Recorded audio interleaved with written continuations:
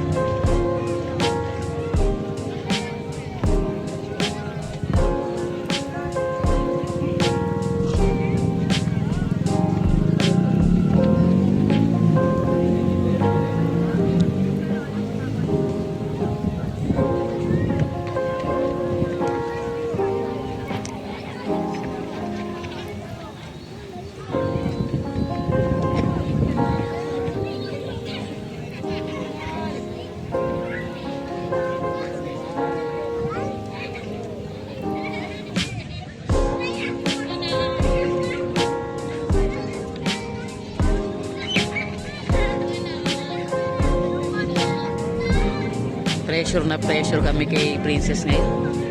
Kasi ang principal gusto naman niya hand washing ang i-project. Nagpapatay ka, mukhang magluluna ko.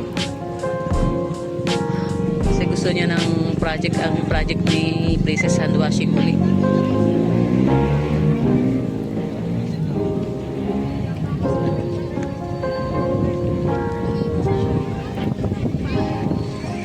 Kasi ang usapan namin yung kindness wall.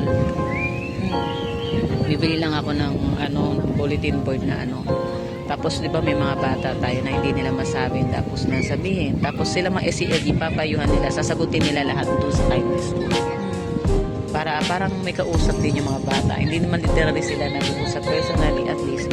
Kahit siguro yun ang binivision niya, makatulong siya doon sa bata. Kasi yung mga batang expressive lang sa Lalo na pag sa kasi yung mga bata mahiyain, susulat lang, bakit kaya? Tapos sasagot sila, anonymous ba? Sagot, magpapayo sila. kasi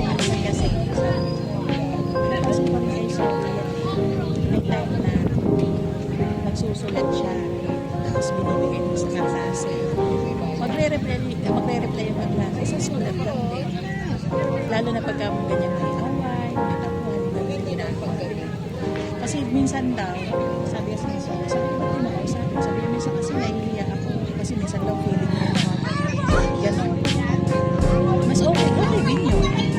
Yan ang naisip niya. Kasi mama kasi, naisip niya, sabi niya kasi nung nagpaplano kami nung platforms niya, may mga nang magpapakamatay doon kasi hindi walang kumakausap. Paano kung yung nagpapakamatay mahiyain? At least kahit pa paano ma-express nila through writing sa board. Then kami mga SELG officers o mga advisors namin, kayo, pwede kami paano namin sila sasagutin. Parang kiss pa paano ko, malay mo mag-depress siya doon, hindi nandun na yung magiging start ng communication namin. Hindi niya ma-feel na nag-iisa siya, so makakatulong siya sa Hindi niya kailangan isulat yung pangalan niya kasi. Hindi niya kailangan. May makakapag lang sa kanya advice. Yun ang gusto niya mangyari. Para daw yung bullying mabawasan yung mga nagpapakamatay, sinasaktan yung sarili.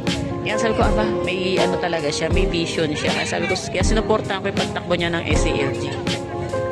Maganda yung kasi marami talagang bata na hindi nagawa sa marami daw. Kasi sabi, mami, kasi may kaklase nga siya, yung Athena nga, naglalaslas, ganyan siya daw. Pag gano'n naman daw kasi parang nakaka-ending. Dating nag-futsal. Gusto noon, na. Kasi nga, kahit si sir, kasi nga, may siya. Ba yung merit ng bata?